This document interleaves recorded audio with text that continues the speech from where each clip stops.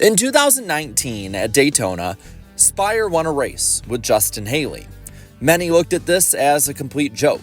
Many saw this as, well, what it looked to be at the time. A team that didn't deserve a win, getting a win, and something that would never happen again.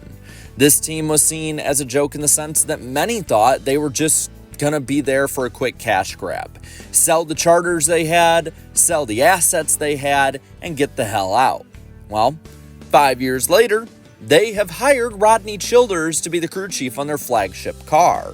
A crew chief that at the time was a championship contender with Kevin Harvick, and a crew chief that is widely regarded as one of, if not the best crew chiefs in all of NASCAR. And with this, you need to also look at what Childers has done in the past. Childers has not always been with the best driver in team. He is not really that unfamiliar with the situation he'll be in with Corey LaJoie in the 7 team next year. In 2006 with Scott Riggs, he brought the 10 team with Evernham to a top 20 points finish. And actually, if it wasn't for some late race issues, would have probably won the 2006 Coca-Cola 600 over teammate Casey Kane. And he also won a race in New Hampshire in 2013 with a Brian Vickers that honestly was never going to be much more than a mid-pack driver. He elevated Kevin Harvick from 2014 on from a 5th to 10th place guy that he was at RCR for the majority of his career to a championship level and winning driver. Rodney Childers, no matter who he's with or what his role is, will elevate Spire. But I don't think that necessarily is the big reason that Spire is going to be a contender in the near future. First off, you got to look at the drivers, at least this year, to see the groundwork being put forth for a nice spring up. Corey LaJoie, he is solid. He's the franchise guy at the moment. Even if 2024 is off, he has been a lot better. And you also have to look that the top 34, 35 guys out there are much better than they were, say, even 2 or 3 years ago. But still, he needs to get the performance up. He's a solid driver, but this year is unacceptable. Zane Smith has been much better in the past, and his results show this year, though he has shown more speed, even if he might not have deserved a second-place finish at Nashville. Carson Hocevar is really the one carrying the team right now. He's been bad fast at times, and if he can control his emotions behind the wheel, he could really be the next big superstar in NASCAR.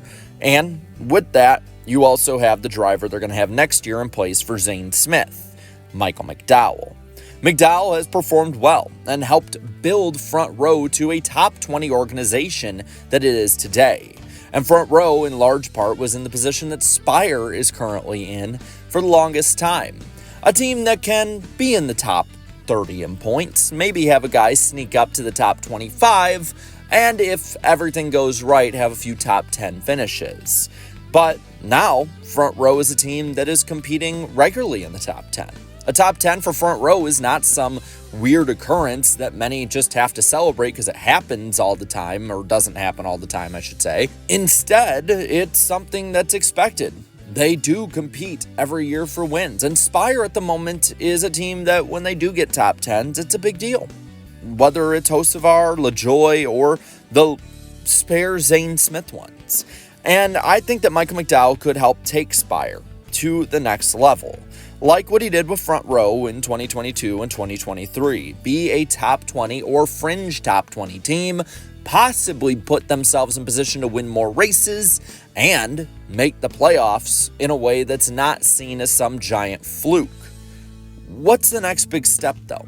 Because we've talked about it. They've sort of elevated to a point that I think none of us really saw coming beforehand. And with that, I think you need to have a long-term franchise driver. It could be Carson Hocevar, if he elects to stay and help Spire build a team that has helped his career immensely. Well, then they have their guy for the next 10 years or so.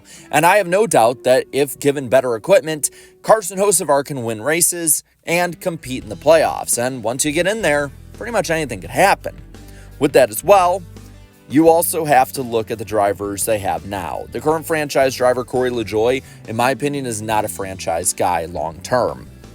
Yeah, he was good to have those spare runs that he would pop up into the top 20 and 30, but At this point, he's sort of hit his ceiling.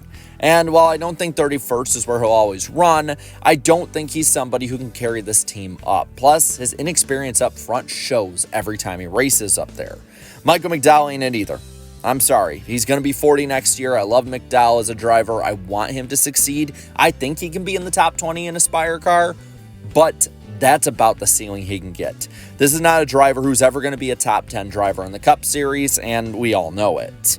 Maybe Rajah Caruth. He races for them in trucks, an ever-expanding truck team at that, and the question with Hendrick and Chevy could be answered if Caruth decides in one way or another to go his own way, though it does seem like Hendrick and Chevy really like him. He's a great marketable driver. He's shown flashes of talent, so that might not be the option either.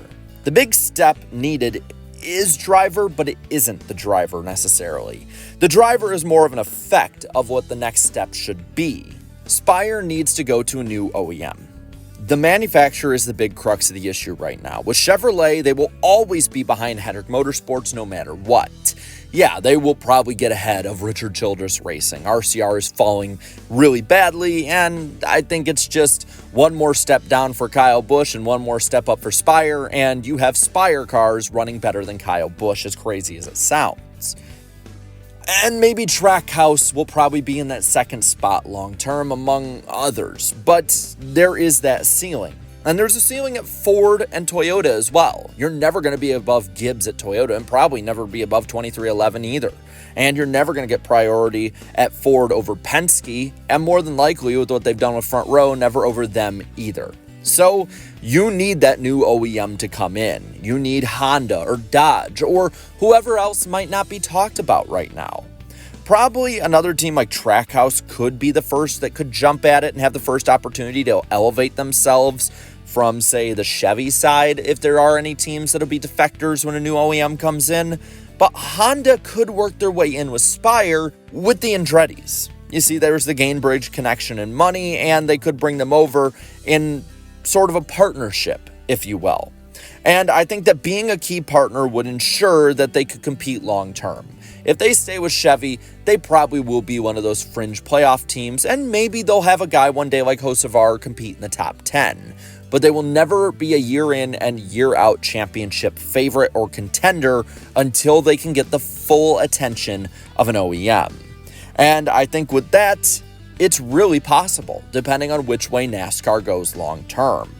But with that, I want to know what you think. Do you think Spire can rise up, be a true championship contender in the NASCAR Cup Series? Or is this just a pipe dream and an overreaction of them improving over the last couple years from a starting park, basically, to a competent race team? Let me know down in the comments below. While you're at it, leave a like on this video, share this video, and subscribe to this channel for more great and fun NASCAR content. Thank you so much to my channel members for continued support, and be sure tomorrow night on this channel to watch NWP. We'll have special guest John Ramos coming on, and maybe a special announcement too. So until next time, have a good one.